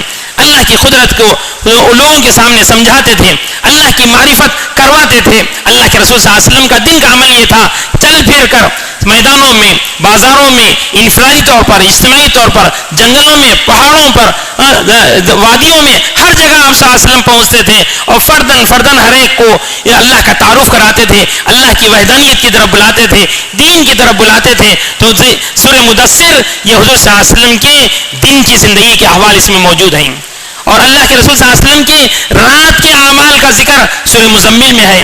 یا ایھا المزمل قم اللیل الا قلیلا، اے چادر اوڑھ کر سونے والے اٹھیے اور قم اللیل، کھڑے ہو جائیے رات میں اللہ کے سامنے. پوری رات کھڑے رہیے یا آدھی رات کھڑی رہیے، اور جتنی سکت اور جتنی طاقت تم کو ہے اتنی دیر کھڑے ہو کر اللہ کے سامنے عبادت کیجیے. تہجد کی نماز کا ذکر ہے. حضور صلی اللہ علیہ وسلم رات میں بار بار تہجد کی نماز پڑھتے تھے. اور حضور صلی اللہ علیہ وسلم اتنا چھوٹا کمرہ، اتنا تنگ کمرہ تھا حجرہ اما عائشہ صدیقہ رضی اللہ تعالیٰ عنہ کا، آپ صلی اللہ علیہ وسلم رات میں کھڑے ہو کر نماز پڑھتے تو آپ کے سجدہ کرنے کی جگہ اما عائشہ رضی اللہ تعالیٰ عنہ کے پیر ہوتے تھے. اتنا تنگ، اتنا چھوٹا کمرہ تھا. حضور صلی اللہ علیہ وسلم سجدے میں جانے کے وقت میں ہاتھ سے اشارہ کرتے تو اما عائشہ رضی اللہ تعالیٰ عنہ اپنے پیر کھینچ لیتی تھی، سکڑ لیتی تھی، ہٹا لیتی تھی. حضور صلی اللہ علیہ وسلم نماز پڑھتے تھے اس میں. تو آپ صلی اللہ علیہ وسلم کس قدر رات میں کھڑے ہو کر عبادت کرتے تھے، کتنی عبادت کرتے تھے، کس قدر آپ کے رات کے اعمال تھے. دن میں آپ صلی اللہ علیہ وسلم چل پھر کر دین کی دعوت دیتے تھے اور جو لوگ اسلام قبول کیے، مسلمان ہو گئے، ان گناہگار امتیوں کے گناہوں کی مغفرت کے لیے اللہ کی طرف سے رحمت کو طلب کرتے تھے کہ اللہ میری گناہگار امت کی بخشش فرما دیجئے، میری گناہگار امتوں کی مغفرت فرما دیجئے، ان کے گناہوں کو معاف کر دیجئے. اللہ کے سامنے مصلی بچھا کر ہاتھ اٹھا کر اللہ کے سامنے مغفرت کی بھیک مانگتے تھے. تو عزیزان گرامی، اللہ جل جلالہ من والہ حضور صلی اللہ علیہ وسلم کے زندگی کے تمام حالات کو، آپ کے پاکیزہ صفات کو اور آپ کے پاکیزہ اعمال کو قرآن میں بیان فرمایا ہے. کس قدر آپ صلی اللہ علیہ وسلم کی تعریف فرمایا ہے اور یہ بھی حکم فرمایا ہے کہ جب آپ اپنے منصب عمل سے، یعنی اپنا دن بھر کی محنت سے، کام سے فارغ ہو جاؤ تو پھر خدا کے سامنے رجوع ہو جاؤ، خدا سے اپنے لو کو لگا لو، خدا سے اپنے تعلق کو مضبوط کر لو اور خدا سے اپنے آپ کو جوڑ لو اور خدا سے ساری چیزیں مانگنے لگو. تو صحابہ اکرام رضی اللہ تعالیٰ عنہ اجمعین حضور صلی اللہ علیہ وسلم دین کی محنت کرنے والے اولین طبقہ ہیں جو اس کے ذریعے سے ساری دنیا میں اسلام پھیلا ہے, ساری دنیا میں ایمان پھیلا ہے, ساری دنیا میں دین پھیلا ہے. تو ان کا جو عمل تھا وہی عمل ہمارا ہونا چاہیے. جیسا کہ کہا جا رہا تھا دوپہر میں کہ ہمارے لیے کسوٹی جو ہے حضور صلی اللہ علیہ وسلم اور صحابہ ہیں. ہمارے لیے کسوٹی, پرکھنے کی چیز اور جانچنے کی چیز اور دیکھنے کی چیز جو ہے وہ آپ صلی اللہ علیہ وسلم کی زندگی ہے اور صحابہ اکرام رضی اللہ تعالیٰ عنہ اجمعین کی زندگی ہے. یہی زندگیاں ہمارے لیے نمونہ ہیں, یہی زندگیاں ہمارے لیے مثال ہیں. انہی کے نقش قدم پر چلنے میں ہمارے لیے جنت کا راستہ آسان ہوگا, انہی کے طریقوں کو اپنانے میں ہم جنت کے مستحق بنیں گے. اللہ اور اس کے رسول کے کو راضی اور رضامندی اور خوشنودی حاصل کرنے والے ہوں گے. تو اس لیے عزیزان گرامی, صحابہ کی زندگیوں پر نظر لا کر دیکھیں کیسی ان کی زندگیاں تھیں, کتنی ان کی قربانیاں تھیں. حضور صلی اللہ علیہ وسلم کے ساتھ ہجرت کے موقع پر ابو بکر صدیق رضی اللہ تعالیٰ عنہ ساتھ ہیں, اور غار ثور میں جا کر آپ چھپے ہیں تو وہاں مشرکین اور دشمنان اسلام وہاں پہنچ گئے, پیر ان کے نظر آنے لگے. ابو بکر صدیق رضی اللہ تعالیٰ عنہ فرمانے لگے کہ یا رسول اللہ صلی اللہ علیہ وسلم اب ہمارا کیا حال ہوگا, اب تو پکڑے گئے, ذرا نیچے جھک کر دیکھیں گے تو ہم پر نظر پڑ جائے گی. تو اللہ کے رسول صلی اللہ علیہ وسلم اطمینان کے ساتھ جواب دے رہے ہیں ابو بکر صدیق رضی اللہ تعالیٰ عنہ کو, گھبرائیے نہیں, خوف اپنے دل میں پیدا مت کیجیے, اس خوف اور ڈر کو نکال دیجیے, اللہ ہمارے ساتھ ہے. ما ظنک الاثنین ثالثهما اللہ, کہ ان دونوں کے بارے میں کیا تمہارا گمان ہے جبکہ تیسرا ان کے ساتھ خدا ہے ان کا. اللہ فرماتے ہیں, اللہ کے رسول صلی اللہ علیہ وسلم فرماتے ہیں ان دونوں کے بارے میں تمہارا کیا گمان ہے جن دونوں کے ساتھ تیسرا خدا موجود ہے. تو اللہ پر اس قدر توکل, اتنا پختہ یقین, اللہ کی مدد و نصرت کو اس قدر بھروسہ کرنے والے, سامنے دشمن کے پیر نظر آ رہے ہیں اور بالکل غار کے منہ پر پہنچ گیا ہے دشمن, تو بھی اللہ کے رسول صلی اللہ علیہ وسلم فرما رہے ہیں نہیں ڈریے نہیں, گھبرائیے نہیں. تو حالات جتنے بھی خوف زدہ ہوں, حالات جتنے بھی یعنی متضاد ہو جائیں, حالات جتنے بھی خراب ہو جائیں, جس قدر بھی تنگی اور ترشی زندگی میں آ جائے, ہم کو ان پریشانیوں کی طرف, ان حالات کی طرف, ان مصیبتوں کی طرف ہماری نظر نہیں جانا ہے, بلکہ ان تمام پریشانیوں اور مصیبتوں کو ہٹانے والی ذات اللہ تعالیٰ کی, اللہ کی طرف ہماری نظر جانا ہے, اللہ پر ہمارا بھروسہ ہونا ہے. مکے کے کفار اور مشرکین آ کر صحابہ کو ڈرانے لگے, دھمکی دینے لگے. دیکھو سارے مکے والے ایک ہو گئے اور سارے مکے کی تنظیمیں, مکے کی پارٹیاں, مکے کے برانچز سب آپ کے دشمن ہو گئے. ان کے پاس پیسہ بھی خوب ہے, ان کے پاس ہتھیار بھی بہت زیادہ ہیں, تلوار اور تیر بھی کا خزانہ ان کے پاس ہے, اور بڑے بڑے حکام, بڑے بڑے رؤساء, بڑی بڑی پارٹیاں سب ان کے سپورٹ میں تھیں, اور تم صرف انگلیوں پر گنے جانے والے ہیں, 10 15 20 25 سے زیادہ نہیں ہو. اب سب کے سب تیاری کر رہے ہیں تم کو ختم کر دینے کی, تم کو مٹا دینے کی, تم کو سفید ہستی سے ختم کر دینے کی, ہضم کر دینے کی مشورے ہو رہے ہیں, کوششیں ہو رہی ہیں, فکریں ہو رہی ہیں. صحابہ کو آ کر مکے والے آ کر ڈرائے, اور یہ ساری آج جس طرح ملک میں مسلمانوں کو ڈرایا جا رہا ہے, دھمکایا جا رہا ہے, ہر طرح سے خوف زدہ کیا جا رہا ہے, ہر طرح سے ان کے ایمان کا امتحان لیا جا رہا ہے. آج ہم سب کے ایمان کا امتحان ہو رہا ہے. صحابہ کے سامنے بھی یہ بات آئی, ان کو بھی ڈرایا گیا, ان کو بھی دھمکایا گیا, ان کو بھی کہا گیا کہ ہتھیار ہے ہمارے پاس, حکومت ہے ہمارے پاس, حکام ہمارے قبضے میں ہیں, ساری کی ساری گروپ ہمارے سپورٹ میں ہیں, تم کیا کرو گے اتنے چند ہو کر, تمہارے پاس ہتھیار بھی نہیں ہے, مال و دولت بھی نہیں ہے, کوئی ایسی تیاری بھی تمہارے پاس نہیں ہے, مقابلہ کرنے کی سکت نہیں ہے. تو صحابہ کے سامنے جب بات رکھی گئی تو صحابہ کا ایمان اور بڑھ گیا, فزادت ہوئی ایمان, قرآن کہتا ہے ان کا ایمان بڑھ گیا, اور کہنے لگے ارے یہ سب کیا بھی چیز نہیں, ہم تو اللہ پر یقین رکھنے والے ہیں, حسبنا اللہ و نعم الوکیل, ہمارے لیے اللہ کافی ہے, ہمارے لیے اللہ کافی ہے, ہمارے لیے ہتھیاروں کی ضرورت نہیں, ہمارے لیے افراد کی سروں کی ضرورت نہیں, ہمارے لیے گروپوں کی ضرورت نہیں, ہمارے لیے حکومت کی ضرورت نہیں, ہم تو اللہ پر بھروسہ رکھنے والے ہیں. اللہ ہر حال میں ہماری مدد کرے گا, اللہ ہر حال میں ہم کو کامیاب کرے گا. چنانچہ اللہ کامیاب کر دکھلایا صحابہ کو, عزت کی اونچی چونٹیوں تک پہنچایا. صحابہ اکرام رضی اللہ تعالیٰ اجمعین ایمان کے لیے, اپنی زندگی میں اعمال کو داخل کرنے کے لیے ہر طرح کی قربانی پیش کیے, ہر طرح کی مصیبت کو جھیلے, ہر طرح کے نقصان کو نقصان نہیں سمجھے, ہر طرح کے نقصان کو نقصان نہیں سمجھے. اپنے آبائی وطن کو چھوڑ دیے, اپنے جنگلات کو چھوڑ دیے, اپنی زمینات کو چھوڑ دیے, اپنے تجارت کی منڈیوں کو چھوڑ دیے, اپنے رشتہ داروں کو چھوڑ دیے, سب کو چھوڑ چھاڑ کر وہ مدینہ منورہ کی طرف رخ کیے, ہجرت کیے. کیوں کیے؟ ہجرت کرنے کا مقصد کیا تھا؟ ایمان کو بچانا, ایمان کی حفاظت کرنا, اعمال پر اپنی زندگی کو لانا, اللہ اور اس کے رسول کی خوشنودی کے لیے سب کچھ وہ قربان کیے. حضرت صہیب رومی رضی اللہ تعالیٰ عنہ کے بارے میں آتا ہے کہ وہ صحابی رسول جو ملک عرب ہی کے تھے لیکن روم کی طرف کسی نے لے جا کر ان کو فروخت کر دیا تھا, غلام بنا کر لا کر پھر مکے میں لا کر بیچ دیا گیا. تو حضرت صہیب رومی رضی اللہ تعالیٰ عنہ ہجرت کے موقع پر مکے کو چھوڑ کر جانے لگے تو لوگ سارے کے سارے ان کا پیچھا کیے. مکے والے کفار و مشرکین ان کا پیچھا کرتے ہوئے ان کو گھیرے میں لے لیے, ان کو مدینے کے راستے میں آ کر گرفتار کر لیے, پکڑ لیے اور کہیں کہ اب تو تم جا نہیں سکتے, تم کو تو ہم صفحے ہستی سے مٹا دیں گے, تم کو قتل کر دیں گے, شہید کر دیں گے. حضرت صہیب رومی رضی اللہ تعالیٰ عنہ دیکھے یہ سچویشن, اتنے لوگ زیادہ ہیں اور میں ایک اکیلا ہوں.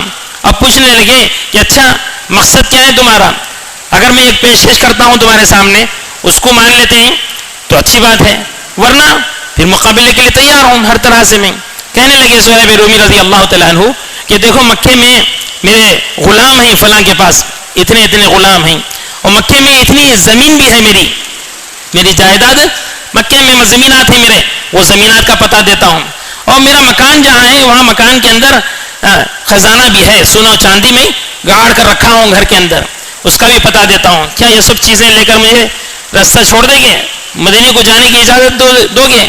تو وہ لوگ, ان کی نظروں میں دنیا تھی, ان کی نظروں کے سامنے مال تھا, وہ کہنے لگے کہ بہت اچھی بات, اتنی ساری چیزیں جب دے رہے ہیں تو ہم تم کو راستہ چھوڑ دیں گے. چنانچہ یہ ساری چیزیں کا پتہ دے کر ان تمام زمین کے بدلے میں اور غلاموں کو ان کے حوالے کرتے ہوئے اور گھر میں رہنے والے خزانے کا پتہ دیتے ہوئے وہ مدینہ منورہ کی طرف نکلے. ہجرت کرتے ہوئے حضور صلی اللہ علیہ وسلم ابھی خبا ہی میں موجود تھے. جب پہنچے صہیب رومی رضی اللہ تعالیٰ عنہ کہ اللہ تعالیٰ قرآن مجید میں آیتیں نازل فرما دیا, وَمَن يَشْتَرِي لَهْوَ الْحَدِيثِ وَمِنَ النَّاسِ مَن يَشْتَرِي لَهْوَ الْحَدِيثِ, یعنی قرآن مجید میں یہ آیتیں نازل ہو گئی صہیب رومی رضی اللہ تعالیٰ عنہ کی تعریف میں. اور حضور صلی اللہ علیہ وسلم کی خدمت میں جب گئے حضور صلی اللہ علیہ وسلم فرمائے ربیح البیع ربیح البیع ربیح البیع, کیا بہترین آپ نے تجارت کی, کیا بہترین آپ نے بزنس کیا, کیا بہترین آپ کی تجارت ہے, اللہ تعالیٰ تمہاری تجارت سے راضی اور خوش ہو گیا. فرمائے کہ تم جو خزانوں کے بدلے میں, سونے چاندی کے بدلے میں, زمینات کے بدلے میں, غلاموں کے بدلے میں اپنی جان کو چھڑا کر, اپنی جان کو بچا کر جو یہاں ہجرت کر آئے, اللہ کو تمہاری یہ ادا پسند آ گئی.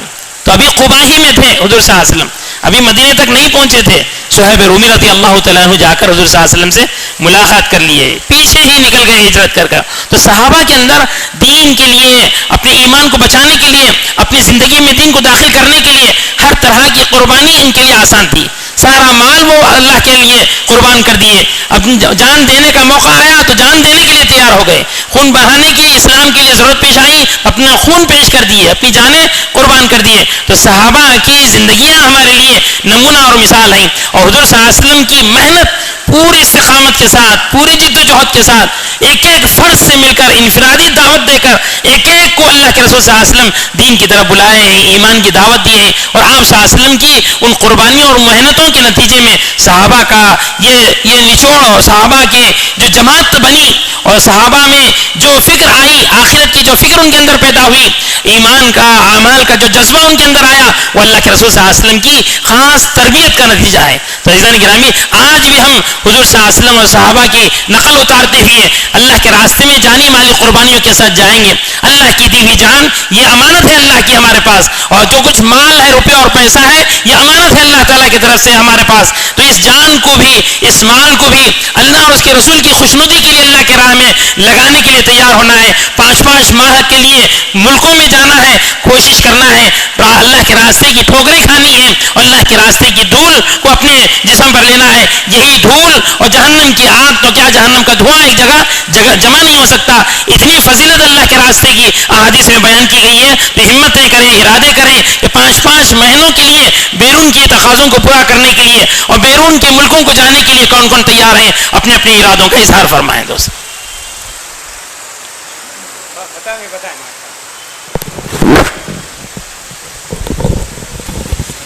بھائی ساتھی صاحب, ماشاء اللہ بھائی صادق صاحب بدور پیٹ 5 ماہ کے لیے اللہ قبول فرمائے.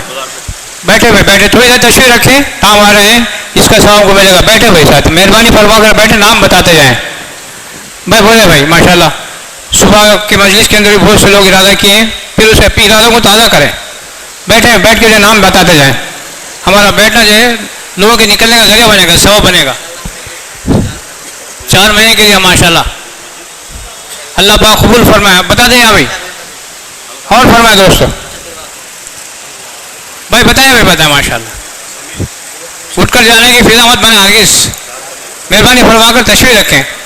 تھوڑی دیر بیٹھیں انشاءاللہ آپ لوگ جو بیٹھنے پر ثواب ملے گا. کیا نام؟ امام حسین 4 مہینے کے اللہ قبول فرمائے فبروری سے ماشاءاللہ. بتا دیں بھائی اللہ پاک قبول فرمائے. اور بولے بھائی ماشاءاللہ بہت دیر تک ہم سنتے رہے.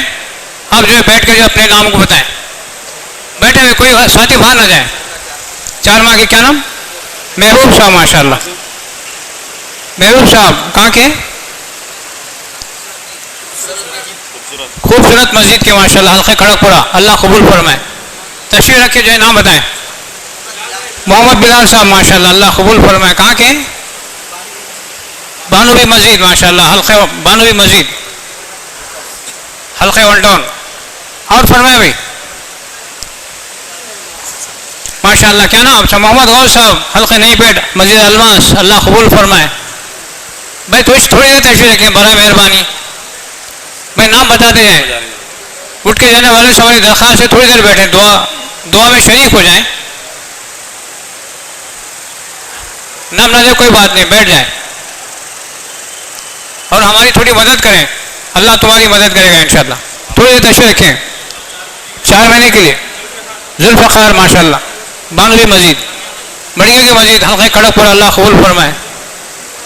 بھائی دیکھو ہمارے بیٹھنے سے لوگ نام بتا رہے ہیں ارادے کر رہے ہیں. اس کا بھی ثواب ہم کو ملے گا. بیٹھے بیٹھے جو ہم آئے دائیں بائیں جانب پیار محبت سے بات کریں اور تشکیل کے تعلق سے ہماری مدد کریں. محبوب پاشا اللہ قبول فرمائے. کہاں کے؟ مسجد موتیا مسجد ماشاءاللہ حلقہ موتیا مسجد موتیا کے ماشاءاللہ. اور فرمائے بھائی اور فرمائیں. پیچھے والے حضرات سے بھی درخواست ہے ہر ساتھی جو ارادہ ہمت کریں. زندگی اللہ دی ہے اپنی زندگی کو جو ہے بنانے سنوارنے کے لیے ہے. بہترین موقع ہے. میں اپنے آخرت کو بنانے کے لیے اللہ کے راستے میں نکلنا ہے. اپنے مولا کو راضی کرنے کے لیے اپنے ایمان کو جو ہے بنانے کے لیے آخرت کی زندگی کو سنوارنے کے لیے ہمیشہ ہمیشہ کی جنت میں داخل ہونے کے لیے اللہ کے راستے میں جانا ہے.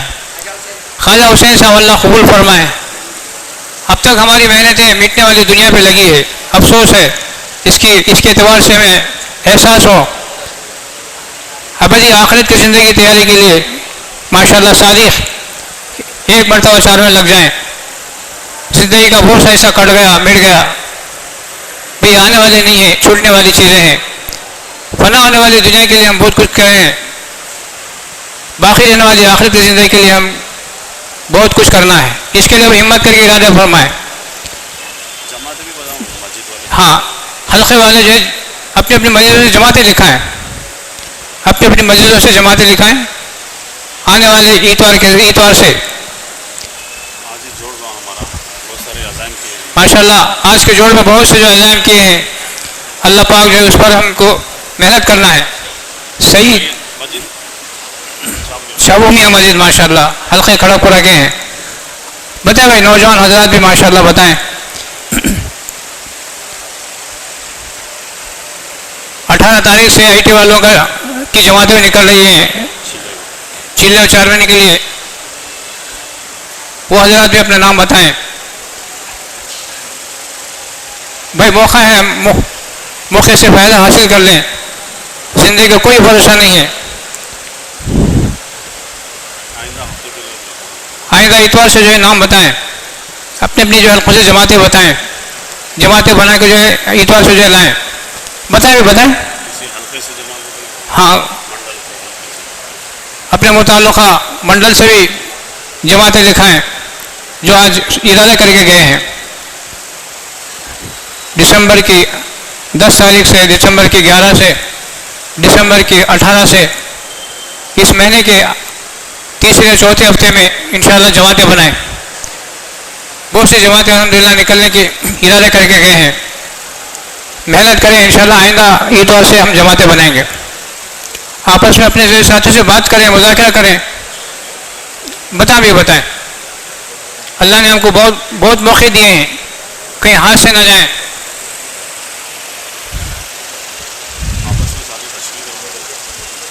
بتاتے رہیں اور پوچھتے بھی رہیں ساتھیوں سے.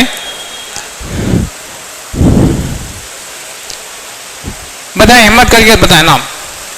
نام لکھانا ہمارا کام ہے, توفیق دینے والے اللہ ہیں. ارادے کرتے رہنا بار بار, اللہ کی طرف سے جو ہے مدد ہوگی, اللہ کی طرف سے توفیق ملے گی. بیٹھو بھائی, تھوڑی دیر بیٹھیں. ایک جماعت ہے ماشاءاللہ, بڑوالا سے ایک جماعت 4 مہینے کی. کب سے؟ گندی ملا سے. اللہ قبول فرمائے ماشاءاللہ. گندی ملا سے. ہاں, تاریخ بھی طے کر دیں جنوری سے. اور بتائیں بھائی, اور بتائیں ماشاءاللہ. جہاں جہاں ہمارے ساتھی کھڑے ہیں وہاں بھی اپنا نام لکھائیں.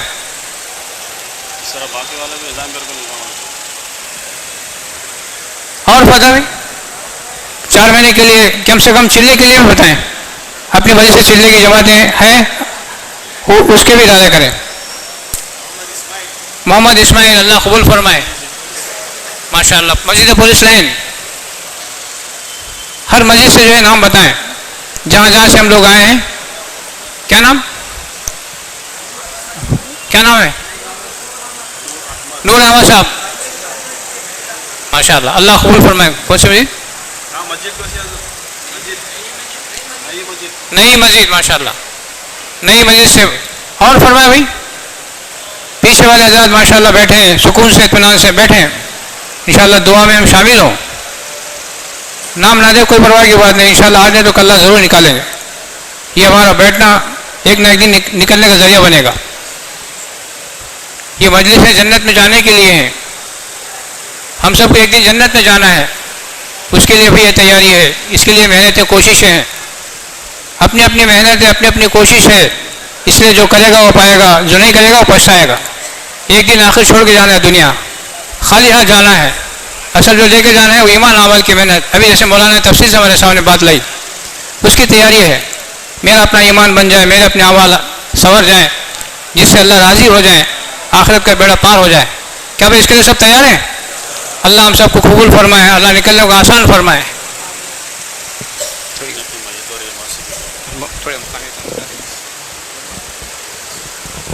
بھئی ایک تو اللہ کے راستے میں نکلنا ہے اپنی زندگی میں دین کو لانے کے لیے, دوسری محنت مقام پر کرنا ہے دین کو باقی رکھنے کے لیے. یہ 2 محنتیں ضروری ہیں. جیسے صبح کے مجلس میں بات آئی ہے, ایک ہے ہجرت والا عمل جو زندگی کے جو ہے 4 مہینے یا ہر سال کے 4 مہینے اور بیرون کے 5 ماہ, یہ اپنی زندگی میں لانے کے لیے محنت ہے. ایک محنت ہے مقام پر رہ کر, وہ نصرت والا عمل ہے. مقام پر رہ کے جو ہے مقامی 5 عمل کی پابندی کرنا, آنے والی جماعتوں کے نصرت, ان کی تعلیم تربیت کی فکر کرنا. اسی طرح مشورت کا کام, طلباء کا کام, سارے کے سارے کام ہمارے ذمہ ہیں. مسجد کے سطح پہ ہم سب کام کریں تاکہ مسجد سے جو ہے ایک دن سے لے کے 1 سال کی جماعت ہم نکالیں. اندرون کے اعتبار سے, بیرون کے اعتبار سے بھی مسجد کے سطح میں محنت کریں گے انشاءاللہ. اللہ ہم سب کو کرنے کی توفیق عطا فرمائے, کہنے اور سننے سے زیادہ عمل کی توفیق عطا فرمائے. دعا کر لیں گے.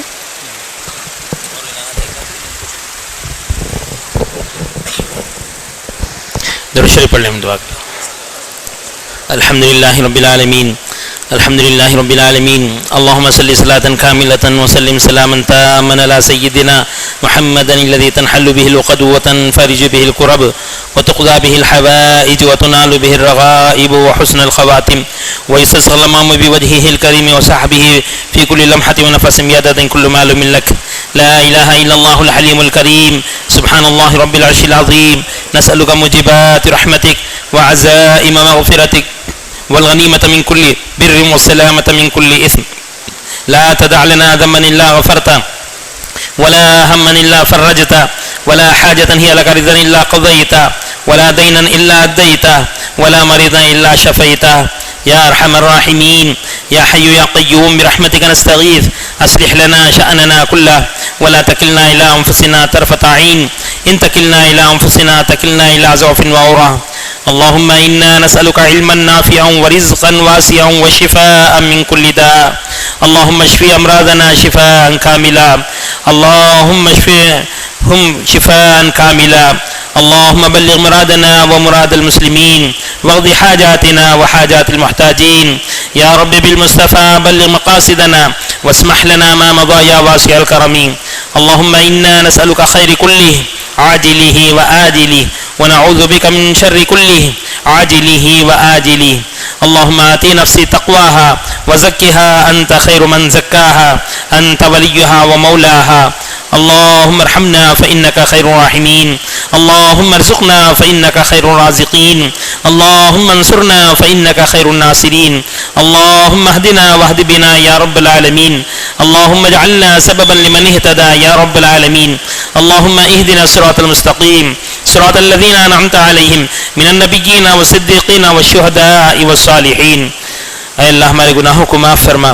خطاؤں سے درگزر فرما اے اللہ رحم کا کرم کا عفو عافیت کا معاملہ فرما خیر و برکت کے فیصلے فرما اے اللہ تو بڑی عظمت والا ہے تو بڑی قدرت والا ہے اے اللہ تو بڑی نرالی شان والا ہے ہر دن ایک نئی شان کے ساتھ تیرا وجود ہے اے اللہ سارا خیر تیرے ہی پاس ہے اے اللہ اپنے فضل سے ہم کو ہر قسم کے خیر سے مالا مال فرما اے اللہ جلد آنے والے خیر سے بھی مالا مال فرما دیر سے آنے والے خیر سے بھی مالا مال فرما اے اللہ جلد آنے والے شر اور فتنوں سے حفاظت فرما اے اللہ دیر سے آنے والے شر اور فتنوں سے حفاظت فرما اے اللہ ہر قسم کے نقصان سے حفاظت فرما گھاٹے سے حفاظت فرما اے اللہ تیری پہچان ہمیں نصیب فرما تیری معرفت ہمیں عطا فرما اے اللہ تیری ذات کا یقین ہمارے قلوب میں عطا فرما اے اللہ ہمارے کمزور ایمان کو کامل ایمان بنا دے اے اللہ ہم ہر اعتبار سے کمزور ہیں اے اللہ جسم کے اعتبار سے کمزور ہیں اے اللہ مال کے اعتبار سے کمزور ہیں ہر اعتبار سے نہتے ہیں اے اللہ لیکن تیری ذات پر پورا بھروسہ ہے تو ہمارے لیے کافی اور شافی ہے اے اللہ تو ہمارا مددگار ہے اے اللہ تو ہماری نصرت کرنے والا ہے اے اللہ نبیوں اور رسولوں اور صحابہ کی جیسا تو نے نصرت فرمائی اے اللہ ایمان والوں کی نصرت بھی تو ہی کرنے والا ہے اے اللہ تو ہمارا مددگار بن جا اے اللہ دین کی فکروں میں محنتوں میں اللہ تو ہماری مدد فرما اے اللہ بصیرت کے ساتھ دعوت دینا آسان فرما انفرادی طور پر بھی محنت کرنا ہمارے لیے آسان فرما ایک ایک فرد کے پاس پہنچ کر دین کی بات سمجھانا آسان فرما ایمان کی بات کرنے والے بنا دے اعمال کی دعوت دینے والے بنا دے نماز کی دعوت دینے والے بنا دے نیکیوں اور خیر کی طرف بلانے والے بنا دے برائیوں اور گناہوں سے روکنے والے بنا دے اے اللہ تو امر بالمعروف اور نہی عن المنکر کی اس محنت کو اے اللہ ہر مسلمان کو کرنا آسان فرما دے تمام مسلمانوں کو ایک اور نیک بنا دے مردوں کو مسجدوں میں آ کر نماز پڑھنے والے بنا دے عورتوں کو اپنے گھروں میں وقت پر نماز پڑھنے والی بنا دے اے اللہ بچوں اور بچیوں کے اخلاق کو درست فرما دے اے اللہ نوجوانوں کے اندر سدھار پیدا فرما دے اے اللہ جو کچھ برائیاں ہیں گناہ ہیں امت کے اندر ان سارے گناہوں سے توبہ کرنے کی توفیق عطا فرما اے اللہ سچی پکی توبہ کی توفیق عطا فرما اے اللہ ہماری توبہ کو قبول فرما کر آئندہ باقی زندگی میں گناہوں کی طرف جانے سے ہماری حفاظت فرما جب تک تو تیری طرف سے حفاظت نہیں ہوگی اے اللہ ہم گناہوں سے بچ نہیں سکتے اے اللہ گناہوں سے رک نہیں سکتے نفس و شیطان جو دشمن ہمارے ساتھ لگے ہوئے ہیں اے اللہ ہر ہمیشہ ہمیں گناہوں کی طرف لے جاتے ہیں برائی کی طرف ہمیں بڑھاتے ہیں اے اللہ گناہوں کی طرف ہماری رہبری کرتے ہیں اے اللہ نفس اور شیطان کو اپنا دشمن سمجھتے ہوئے اے اللہ ان کے کہے پر ان کے حکم پر عمل کرنے سے ہماری حفاظت فرما تمام شیطانی وساوس سے حفاظت فرما تمام شیطانی خیالات سے حفاظت فرما اے اللہ نفس کے نفسانیت سے ہماری حفاظت فرما اے اللہ نفس ایسا اے اللہ اتنا شریر ہے جس طرح جانور شرارت پر جب ابتر آتا ہے تو جس طرح بے قابو ہو جاتا ہے اے اللہ نفس کی سرکشی کی وجہ سے اے اللہ ہم بھی اسی طرح بے قابو ہو جاتے ہیں گناہوں کی طرف اے اللہ پہنچ جاتے ہیں اور گناہوں میں ملوث ہو جاتے ہیں اے اللہ نفس کی نفسانیت کو سے ہماری حفاظت فرما نفس کے چونچلوں کو نفس کے بہکانے کو پہچان کر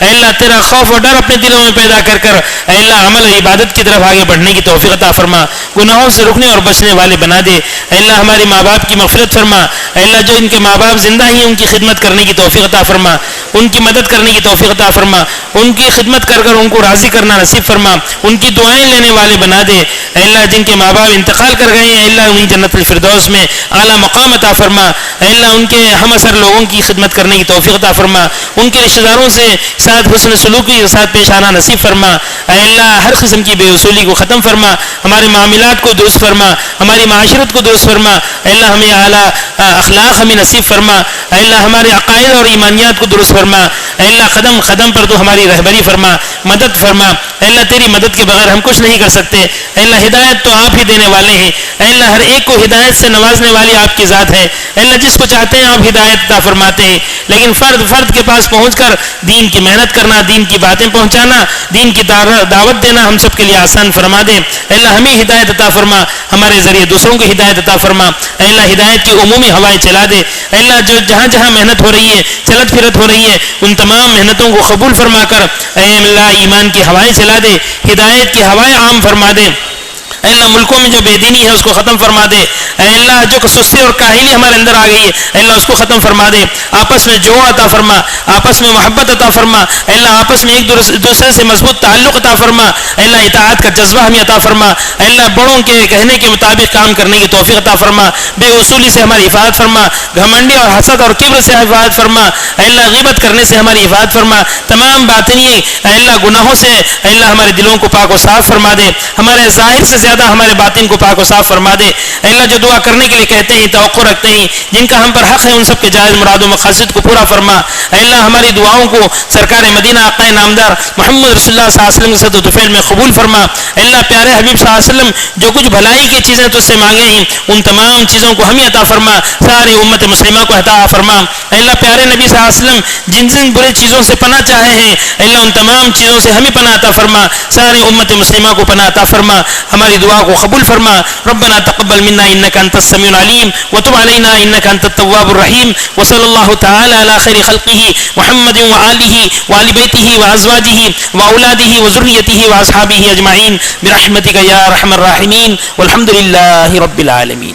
بھائی حلقے لگیں گے، حضرات سے درخواست ہے اپنے اپنے حلقوں میں تشریف رکھیں، تھوڑی دیر کے لیے صحیح، اپنے اپنے متعلقہ حلقوں میں تشریف رکھیں، بھائی سارے حضرات سے درخواست ہے حلقوں میں تشریف رکھیں تھوڑی دیر کے لیے۔